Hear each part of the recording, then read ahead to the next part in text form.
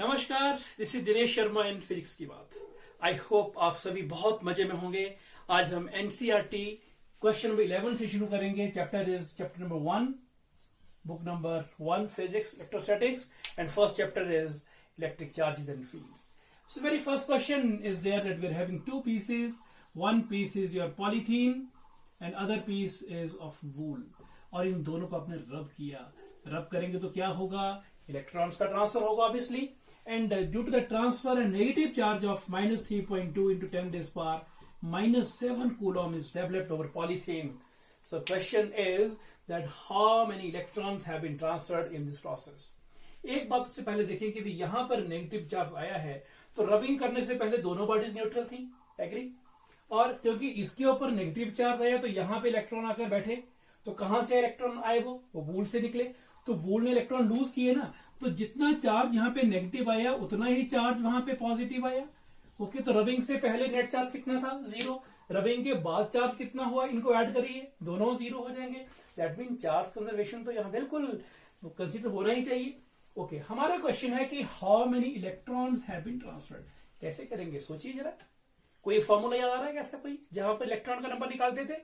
Yes, this was charge quantization. Charge की properties में से थे प्रॉपर्टी व charge quantization. Net charge on a body is an integral multiple of charge on an electron. N integer ही होगा, ये कभी फ्रैक्शनल नहीं हो सकता। तो what is n? N is equal to q divided by e. And what is charge? Charge is here 3.2, take its magnitude 3.2 10 power minus 7। And what is E? 1.6 10 power minus 19। तो देखिए एक सिंपल ट्रिक रखिएगा, यहां पर 3.2 है, यहां पर 1.6 है, तो ये decimal will cancel. It is 3.479, this is 2.40। ऐसा हो मान लीजिए। कैसे कैंसिल किया जाए? यहां आफ्टर डेसिमल 3 प्लेस है, यहाँ 2 है, आप यहां गई 0 हो गए 3। अब now you can ignore this decimal. तो यहां भी हमने इनको इग्नोर कर दिया। तो 16 2s are 2 into 10 raise power, ये माइनस 19 गोज इन न्यूमरेटर, कितना हो गया देख लीजिए, प्लस 19। तो this is 10 raise power 12। This is number of this electrons which are transferred from wool to polythene. So this was the first question. और इस process में साथ में पूछा गया है कि क्या कोई मास भी ट्रांसफर हुआ? क्या लगता है आपको? इलेक्ट्रॉन किया वो तो मटेरियल पार्टिकल है कि नहीं, चाहे छोटा ही है कोई बात नहीं, लेकिन है तो पार्टिकल। तो कितना मास किया फिर? तो टोटल मास ट्रांसफर कितना हो गया जी? कैसे निकालेंगे? अब ट्रांसफर हुआ कौन? ट्रांसफर कौन हुआ? इलेक्ट्रॉन ट्रांसफर हुआ ना। तो एक इलेक्ट्रॉन का मास कितना होगा? This is M E. तो एक इलेक्ट्रॉन ट्रांसफर हुआ तो कितना ट्रांसफर हुआ? एक इलेक्ट्रॉन का मास। लेकिन हुए कितने? जितने यहां पर है एन। तो formula is total mass transferred is number of electrons कितने गए? 2 into 10 raise power 12 multiplied by what is mass of one electron? This is 9.1 into 10 raised power minus 31 kg. Agree? So that comes out to be 9 2s are. This is 18.2 and 10 power is minus 19 kg. Right in standard form. So that becomes, आप एक place decimal यहां लाइए तो ये minus power तो भी आगे आ जाएगा, है ना। So it's simple 1.82 10 raised power minus 18 kg. So this much mass has been transferred. हालांकि मास बहुत ही छोटा है ये, लेकिन ट्रांसफर तो फिर भी हुआ कि नहीं हुआ। This was simple application of charge quantization, right. तो आइए चलते हैं क्वेश्चन नंबर 12 1.12। क्वेश्चन ये है कि हमारे पास दो इंसुलेटेड कॉपर के स्फेयर्स हैं। This is one sphere and this is the second sphere. और इन स्फेयर्स के बीच का जो डिस्टेंस दिया है that is given to be 15 centimetre. वैसे डिस्टेंस तो ये दिया इन्होंने यहां पर, लेकिन कहा है कि जो स्फेयर है उनका radius is negligible as compare to this distance. So मैं इनको सेंटर टू सेंटर लेके ही चल रहा हूं जी। अच्छा, मान लीजिए कि दो स्फेयर रखे हैं और ये डिस्टेंस दिया होता, इसका रेडियस ये भी दिया होता, ये भी दिया होता, उनको ऐड कर लेते। तो फिर यहां तो खैर नहीं दिया है sir. This is 15 centimetre is the distance between this two, and charge on each sphere is 6.5 into 10 raise power minus 7 coulomb. Simple question is that what is coulomb's repulsion? Obviously दोनों के ऊपर सेम चार्ज है तो दोनों से को repel ही करेंगे ना। तो किस फोर्स से रिपेल करेंगे? Let us try to see. Q is equal to 6.5 10⁻⁻⁷। मेरे साथ साथ करिए, आप इसको बिल्कुल आराम से कर पाएंगे। दोनों चार्जेस सिमिलर हैं, तो जो Q1 है वही Q2 है और वही Q हो गया। एंड R कितना हुआ, R is 50 centimetre, this is half metre. मैंने हाफ मीटर क्यों लिखा, तो आगे देखते हैं क्वेश्चन में ऐसा क्यों किया हमने। Otherwise it should be R is 50 centimetre, तो ये तो इसको 0.50 मीटर लिखे तब भी ठीक है ना ये, बट है तो 50 में 100 तब भी हाफ, तो मैंने इसको ऐसे लिख लिया। So what is Coulomb's force, K, what is K, you first right the formula. Exam में क्वेश्चन आएगा तो पहले राइट द फॉर्मूला कि K Q1 Q2 y R square. K की जगह भी बल्कि उसको पूरा सम्मान दीजिए, 1/4πε0 Q1 Q2 y R square, right. पर मैं सीधा ही कर रहा हूं जी। तो कितना हो गया, 9 × 10⁻⁹। इसके यूनिट याद रखेंगे कितने होते हैं, न्यूटन मीटर स्क्वायर पर कूलॉम स्क्वायर। यूनिट साथ में बोलने हैं, साथ साथ में आगे चलते हैं। यूनिट बोले न्यूटन मीटर स्क्वायर पर कूलॉम स्क्वायर, ये हो गए यूनिट के। Q1 Q2 दोनों सेम है। अब इसको इसी से मल्टीप्लाई करना है, दैट मीन 6.5 × 10⁻⁷ का स्क्वायर हो जाएगा जी, Q1 Q2 by R square. R कितना है, 1/2 का स्क्वायर। तो मैंने इसलिए किया था कि जब स्क्वायर करेंगे 4 तो सीधा उसको 4 ऊपर जाके लिख देंगे, तो मैंने 4 ऊपर लिख दिया, 9 भी आ गया जी, है ना। अच्छा, 10⁻⁹ ये है और -14 है ये, तो कितना हो गया जी, -14 है और +9 है, दिस इज -5। ओके, अब रहेगी बात किसकी रहेगी, अब सिर्फ ये रह गया करने को, इसका स्क्वायर कितना होगा। तो स्क्वायर कितना होगा, व्हाट इज 65 स्क्वायर। एक ट्रिक देख लीजिए, वो नंबर जिनके लास्ट में 5 आता है उनको स्क्वायर कैसे करते हैं। तो सी दिस नंबर है 10 प्लेस, 6 का नेक्स्ट नंबर कौन सा होता है, 7। तो 6 7 का हो गया 42। फिर देख लीजिए, जिस नंबर के एंड में 5 आता हो उसका स्क्वायर कैसे करते हैं। तो 10 प्लेस पे या इसके इधर वाले चाहे 2 3 जितना भी हो, कोई इश्यू नहीं, यहाँ पे 6 लिखा है सिर्फ, उसका नेक्स्ट कौन सा होता है, 7। तो 6 को उसके नेक्स्ट नंबर से मल्टीप्लाई करिए, 42, और 5 का स्क्वायर कितना होता है, 4225। ऐसे ही मान लीजिए मुझे कोई बोले कि 95 का स्क्वायर कितना होगा, तो 9 का नेक्स्ट नंबर कौन सा होता है जी, 10। तो 9 10 90 25। मुझे बोले 105 का स्क्वायर कितना होता है, तो 10 का नेक्स्ट कौन सा होता है, 5 छोड़िए ना, बाकी क्या बचा यहाँ पर, 10 बचा। तो 10 का नेक्स्ट कौन सा होता है, 11। 11 10 110 25। मुझे बोले 45 का स्क्वायर कितना होता है, yes please hurry up, yes very good. तो 4 का नेक्स्ट नंबर इज 5, 20 25। 75 का स्क्वायर कितना होगा लास्ट, यस प्लीज, 7 का नेक्स्ट नंबर 8, 5625, राइट। ये 7 का स्क्वायर है ये। This is how we write the number. 7 का नेक्स्ट 8 नंबर, 7 8 56। 4 का नेक्स्ट 5, तो 4 5 20। 6 का नेक्स्ट 7, 6 42। 9 10 90। 10 11 110। This is 110। तो यहां पर था 6.5 का स्क्वायर, 0.5 छोटी फिलहाल। 65 का स्क्वायर कितना हो गया, 6 7 42 एंड 2 5 0.2 प्लेसेस, ये बन गया जी। इसको सॉल्व करेंगे तो कितना हो गया, यू जस्ट मल्टीप्लाई देम। पहले 4 कैसे कर लीजिए क्योंकि इजी लग रहा है ये, 0 0 हो जाएगा, 1 कैरी,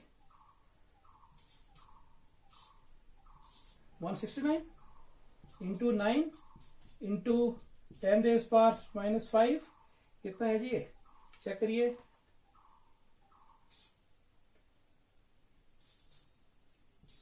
आप कर लीजिए ना इसको, इंटू 10⁻⁻5।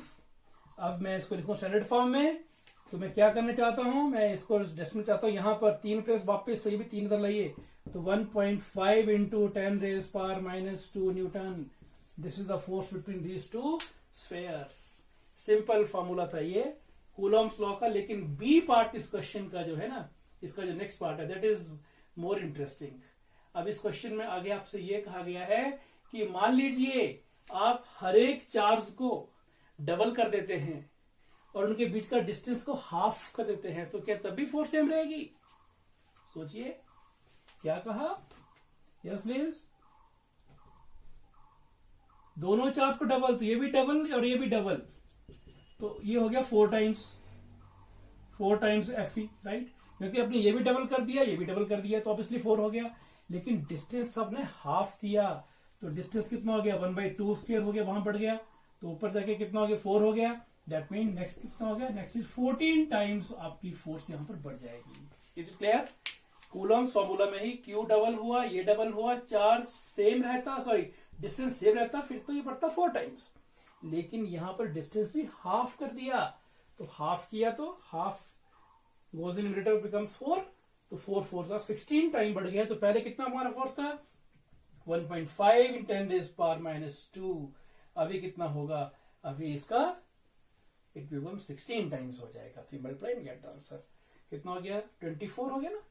16 का 1.5 कितना होता है, 16 at 1.5. So this is 24 into 10 raised power minus 2 Newton. Question number 1.13 में हम एक खेल खेलते हैं, है ना, और खेल के बड़ा मजा आएगा आपको.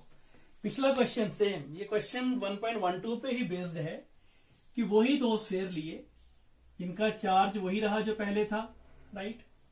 हमने चार्ज तो नहीं छेड़ा, वही चार्ज स्फीयर, दोनों चार्ज स्फीयर, वही उनके बीच का डिस्टेंस, वही 50 सेंटीमीटर, कोई चेंज नहीं किया. ये खेल क्या खेला कि हम एक अनचार्ज, this was say A sphere, this is B sphere, हम एक अनचार्ज स्फीयर लेकर आए और उसको हमने ए के साथ टच कर दिया, है ना. कोई बच्चा आ गया हमारे सिस्टम में और उस बच्चे ने क्या किया, थोड़ा हमारा काम डिस्टर्ब कर दिया उसने. उसके पास एक अनचार्ज, तो ऑब्वियसली उसको उसने किसी एक इंसुलेटेड हैंडल से पकड़ा होगा, है ना. ये तो आप समझ रहे बात को, क्योंकि नहीं तो उसको पकड़ लेगा, फिर तो चार्जेस ट्रांसफर हो जाएंगे वो. तो एक अनचार्ज स्फीयर लिया जिसके ऊपर कोई चार्ज नहीं है और उसको ए के साथ टच कर लिया. मान लो ए पे पहले चार्ज क्यू था, तो क्या लगता है आपको, ए पे सेम चार्ज रहेगा कि कुछ चार्ज में फर्क पड़ेगा यहां पर? यस. अब देखिए चार्ज बंट जाएगा. अब ऑब्वियसली आप कुछ खा रहे हैं, पास में कोई आ गया तो आपको क्या करना, बांटना पड़ेगा ना. सेम यहां भी होगा. तो ये रीडिस्ट्रीब्यूशन ऑफ चार्जेस हो जाएगा. पहले ये 0 था और ये Q था, और डिस्ट्रीब्यूशन कैसे होगा, तो दोनों के ऊपर बराबर चार्ज आ जाएंगे. This charge will be Q/2 and this is also Q/2. अब ये स्फीयर आपने हटा लिया, राइट.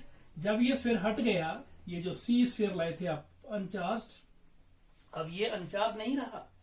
अब इस पे चार्ज आ गया Q/2, ये भी आधे का मालिक बन गया. तो अभी क्या हुआ, ए के ऊपर भी चार्ज कितना रह गया Q/2, और सी पे भी चार्ज कितना आ गया Q/2, को आपने अलग कर दिया. अब उस Q/2 चार्ज वाले स्फीयर को आपने फिर से लिया और अब उसको ले गए बी के पास ले गए, है ना. अभी तक खेल खत्म नहीं हुआ है. ये सी था और ये बी था. अब बी पे चार्ज कितना था, रिकॉल करिए, दोनों पे चार्ज सेम था ना. तो बी पे चार्ज कितना हुआ Q, और सी जो भी लाए हैं उस पे चार्ज कितना है, जो यहां से एक्वायर किया इसने, कितना है Q/2. तो 1 and 1.5, 1Q and 1.5 Q. तो एक और आधा, डेढ़ हो गया. ये डेढ़ बोलते हैं हिंदी में, हम इसको 1.5. तो डेढ़ का आधा कितना होता है, 1.5 का आधा कितना होता है, this is 3/4. You know it well. डेढ़ रोटी हो, उसका आधा कर दीजिए, कितने रहेगी, है ना. डेढ़ रोटी हो ना हमारे पास. कुछ बातें हमेशा मैथ से नहीं करनी होती है, कॉमन सेंस से कर लिया करो.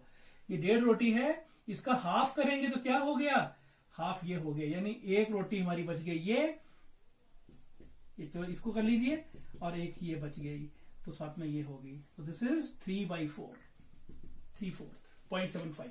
तो 3/4 हो गया जी. अच्छा, तो क्या हुआ, मैंने कुल कहानी क्या बनी, अब सी को जब टच किया आपने बी के साथ, तो चार्ज का फिर डिस्ट्रीब्यूशन हुआ, और 3/4 Q चार्ज यहां पर आ गया, एंड 3/4 चार्ज सी Q यहां पर आ गया. यानी पहले सी के ऊपर 0 चार्ज था, फिर इसके ऊपर Q/2 चार्ज आ गया, और ये तो चार्ज लेता ही जा रहा है 3/4. जब इसको रिमूव करेंगे तो अब हमारे पास दो जो स्फीयर रह गए, जो बेचारे ए और बी है ना, उन पे चार्ज कितना, सोचिए जरा. ए पे चार्ज कितना है, क्या Q है, नहीं, बंट चुका है. कितना चार्ज है के ऊपर, दिस इज Q/2. और बी पे कितना चार्ज है, क्या Q चार्ज भी के ऊपर, अभी नहीं, बंट गया है. कितना रहा, 3/4 Q. डिस्टेंस सेम है, तो क्या लगता है आपको, क्या फोर्स ऑफ रिपल्शन में फर्क पड़ेगा? बिल्कुल पड़ना चाहिए.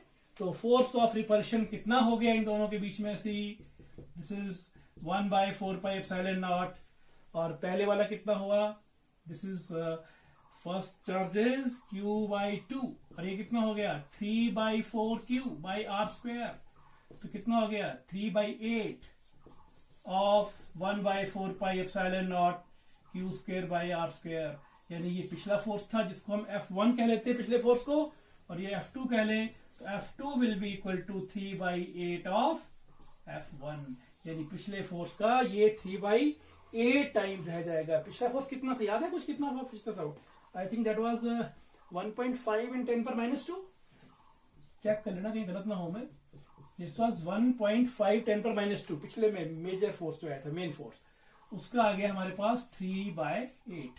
So this is 4.5, 15 3 था 4.5/8 into 10⁻², and you get the answer 0. कितना 45, 8 5s are 40, 550 हो गया जी। कितना आ गया 8 6 into 10⁻², so that becomes how much? देख लीजिएगा, this is coming out to be 5 point, एक और निकालने में भी एक और आगे यहाँ बढ़ जाए तो 5.6 लिया मैंने, तो 10⁻³ न्यूटन। इसको पूरा करना कितना आता है, 8 6 48 2 देख लीजिएगा, तो 5.6 और 5.7 10⁻³ न्यूटन। तो ये आ गया फोर्स। तो अब इस क्वेश्चन में एक और ट्विस्ट लेकर आए, एनसीईआरटी में नहीं है लेकिन हम अपनी ओर से लेते हैं। अब हमने उन दोनों स्फेयर्स को चेंज में कुछ नहीं किया, वही से जो पिछला क्वेश्चन था 1.12 वाला, दो स्फेयर्स थे जिनका फोर्स कितना आया था, याद है कुछ? फोर्स लिया था 1.5 into 10⁻² न्यूटन। दोनों स्फेयर्स थे जिनके ऊपर चार्ज क्यू था और जिनके बीच का दूरी कितना था, 50 सेंटीमीटर। उन दोनों स्फेयर को लिया हमने और डाल दिया पानी के अंदर। क्या फोर्स चेंज होगा कि नहीं होगा बताइए? दोनों डाल दिए पानी के अंदर। तो when both are placed in a material whose dielectric constant is 80, so obviously the new force in water will be force in air divided by dielectric constant। याद आ गया कुछ कि जब भी हम किसी चार्जेस के सिस्टम को एयर से डालेंगे पानी के अंदर या किसी भी मटेरियल में जिसका डायरेक्ट्रिक कांस्टेंट आपको पता हो, तो उतने टाइम्स ये कम हो जाता है। तो दिस इज F0/K। तो ये कितना था 1.5 into 10⁻² Newton, and this is 80। तो करिए फटाफट से, मेरे से पहले करना है आपने, अरे अब ये 1.5/8 और ये ऊपर गया 10⁻³ न्यूटन, दैट कम्स 1.875 into 10⁻⁻⁴ हो गया जी ये Newton. So this is the force which is new force in water। and question number 1.14 is कि हमारे पास दो चार्ज प्लेट्स हैं, ये प्लेट पॉजिटिव प्लेट है और ये प्लेट नेगेटिव प्लेट है। आगे जाके इसी यूनिट में पढ़ेंगे कि इसको हम कैपेसिटर कहते हैं, है ना, ऐसी असेंबली को नाम दिया है कैपेसिटर, पर अभी हम वो बात नहीं करेंगे। कैपेसिटर तो एक ऐसा डिवाइस है जहां पे चार्जेस स्टोर होते हैं, पर यहां अभी कुछ और ही करने वाले हैं। अब यहां पर 3 चार्ज पार्टिकल आए और एक पार्टिकल कुछ ऐसे चला गया, राइट, दूसरा पार्टिकल भी कुछ थोड़ा मुड़ना शुरू हो गया, ऐसे चला गया, और तीसरा पार्टिकल यहां पहुंच गया। ये फर्स्ट पार्टिकल यहां पहुंच गया, सेकंड यहां पहुंच गया, एंड थर्ड पार्टिकल यहां पहुंच गया। ये क्वेश्चन बुक में दिया हुआ आपको इस तरह से, और आपसे ये पूछा है कि 2 पार्ट पूछे यहां पर। नंबर 1, आप चार्ज नंबर 1 2 और 3 के जो साइन है उनकी बात करिए कि कौन पॉजिटिव है और कौन नेगेटिव है। और एक नई बात यहां पर कही गई कि charge by mass ratio. What is charge by mass ratio? तो किसका चार्ज बाई मास रेशियो ज्यादा है, Q/m किसका ज्यादा है? तो देखेंगे कि क्या पूछा है हमसे, लेट अस सी। अब देखिए, सबसे पहली बात है कि ये पॉजिटिव प्लेट थी ना, तो पॉजिटिव तरफ जो अट्रैक्ट हुए तो आपने अभी कर लिया, बिल्कुल मेरे से पहले के लिए पता है मुझे, आपने ये नेगेटिव और ये नेगेटिव है, दोनों आपने ऑलरेडी कर लिए हैं। That mean charge number 1 is negative, very good. Charge 2 is also negative, and what is charge 3? Charge 3 आया टुवर्ड्स नेगेटिव प्लेट, तो चार्ज 3 है पॉजिटिव। चलिए, साइन तो क्लियर हो गए। अभी चार्ज बाई मास रेशियो क्या आ गया नया? अभी अच्छा, ये चार्ज जब जा रहे हैं तो इलेक्ट्रिक फील्ड में है, इन पे फोर्स लग रहा है। फोर्स लग रहा है तो यहां कोई ना कोई एक्सेलरेशन भी होगा कि नहीं होगा? वो कितना एक्सेलरेशन होगा, कोई ध्यान? तो हमारा फॉर्मूला क्या है? फॉर्मूला होता है force is equal to yes QE, agree? And what is force? Force is mass into acceleration, this is QE। तो what we say, what is A is QE/m। ये कुछ एक्सेलरेशन आ गया हमारा इस केस में, क्योंकि जब भी इलेक्ट्रिक फोर्स है या कोई और फोर्स है तो देयर इज एक्सेलरेशन, वो कितना हुआ निकाल लिया हमने। अच्छा, अभी क्या हो रहा है ना कि ये इधर को जाएंगे, उसको बोलेंगे अलॉन्ग वाई एक्सिस मूवमेंट हो रहा है, और इधर को एक्स एक्सिस, यानी हमारा जो ये ट्रेजेक्ट्री बन रहा है ये एक्स वाई प्लेन के ऊपर है ना। इधर जाएंगे उसको बोलेंगे एक्स एक्सिस के अलॉन्ग, यहाँ बोलेंगे वाई के अलॉन्ग, ये दोनों तरफ जा रहा है। हमारा ध्यान ज्यादा वाई की तरफ है कि कौन कितना, हम देख रहे हैं कि ये जरा कम डिफ्लेक्ट हुए हैं, ये काफी डिफ्लेक्शन इसमें है, ज्यादा बाहर आ गया है ये, इज इट। तो ये वाई एक्सिस पे डिस्टेंस हुआ उसकी बात की जाए तो let us talk about Y axis. देखिए वाई एक्सिस पे जब ये चार्ज यहां से जा रहा था, इसने वाई की तरफ को, या यहां से जब वाई पे गया तो initial component of the velocity along y axis zero ही होगा ना। तो यदि हम s is equal to u t plus half a t square कर रहे हैं फार्मूला, चलो अलॉन्ग वाई तो इसमें वाई कह दो, तो UT you is zero plus अपना सफर तो इसने शुरू जीरो से किया होगा ना, जीरो वेलोसिटी के साथ, half a t square and right.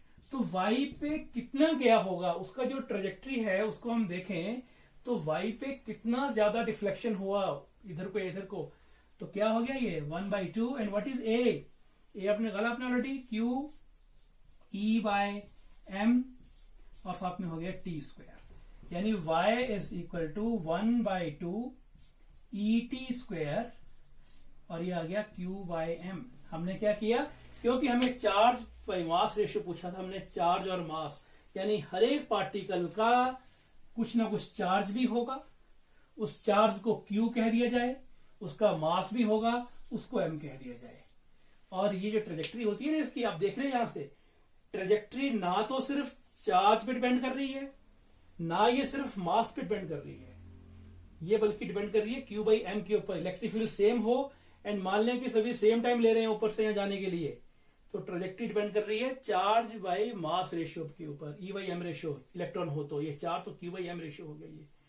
तो y is directly proportional to, मैं यहां लिखता हूं y is directly proportional to Q/m, यानी जिसका ट्रेजेक्ट्री ज्यादा है उसका चार्ज बाई मास रेशियो भी ज्यादा होगा, जिसका डिस्प्लेसमेंट ज्यादा है, डिफ्लेक्शन ज्यादा है, नॉट ट्रेजेक्ट्री, डिफ्लेक्शन। तो डिफ्लेक्शन 1 2 3 में ज्यादा किसका है, 3 का, देख रहे हैं आप 1 2 कम डिफ्लेक्ट हुए हैं, 3 ज्यादा डिफ्लेक्ट हो गया हुआ है ना, ज्यादा इसमें डिफ्लेक्शन है इसमें। तो 3 वाला जो पार्टिकल है इसका चार्ज बाई मास रेशियो सबसे ज्यादा है। Is it clear? अच्छा, इसमें हम अपनी और से ट्विस्ट देते हैं कि मान लीजिए कि दो पार्टिकल है जिनका ट्रेजेक्ट्री सेम है, तो उसके लिए क्या कंडीशन होना चाहिए।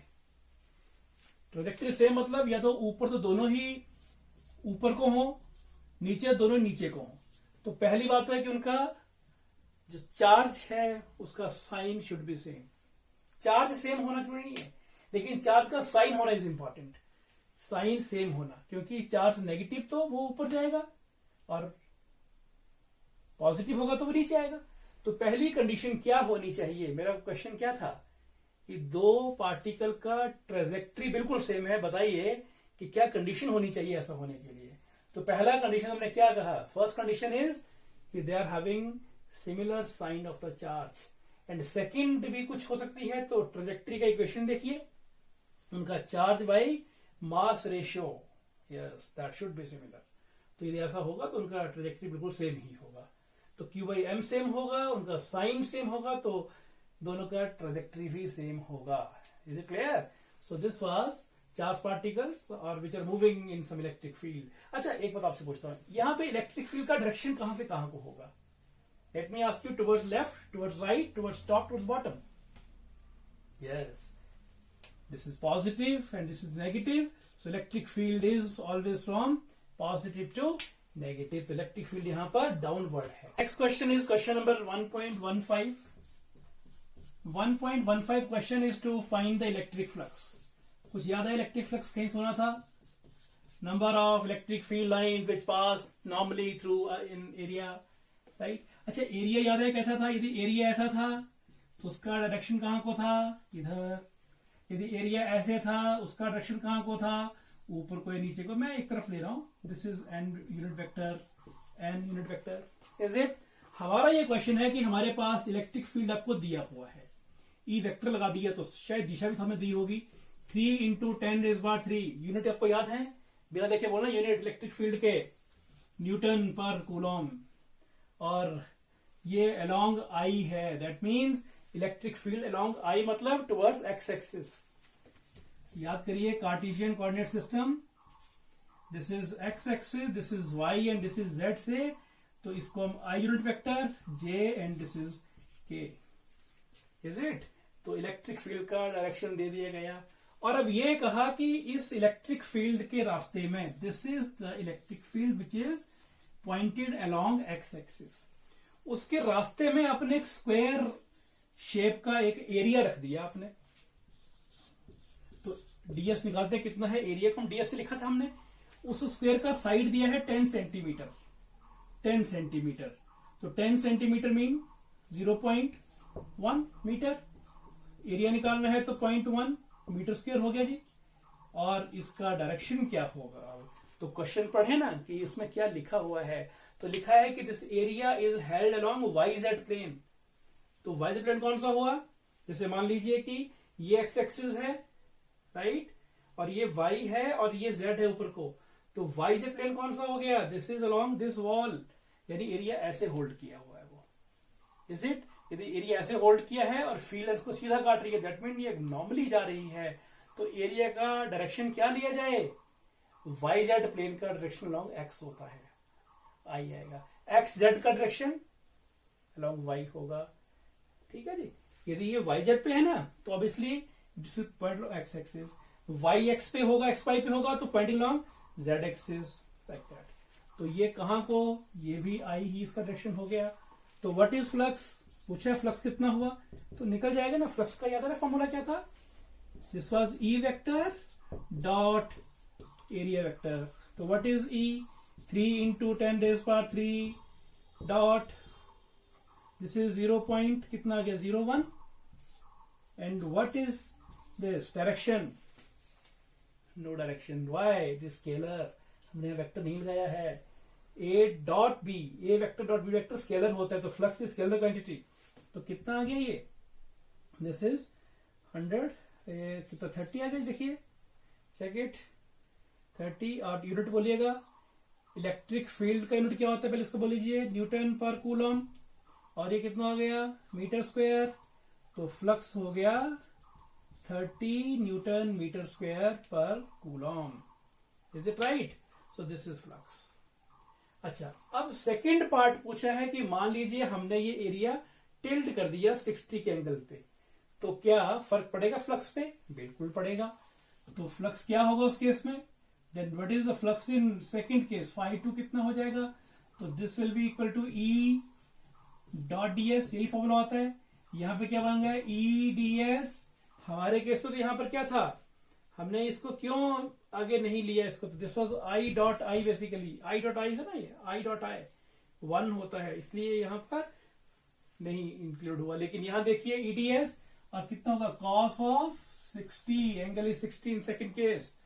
तो ईडीएस तो निकाले हमने ऑलरेडी, कितना था ये 30, and what is cos 60, 1/2, this is 15 रह गया। ये यूनिट बोलिएगा इलेक्ट्रिक फील्ड का न्यूटन पर कूलम, और ये मीटर स्क्वायर एरिया का, this is 15 newton metre square पर कूलम।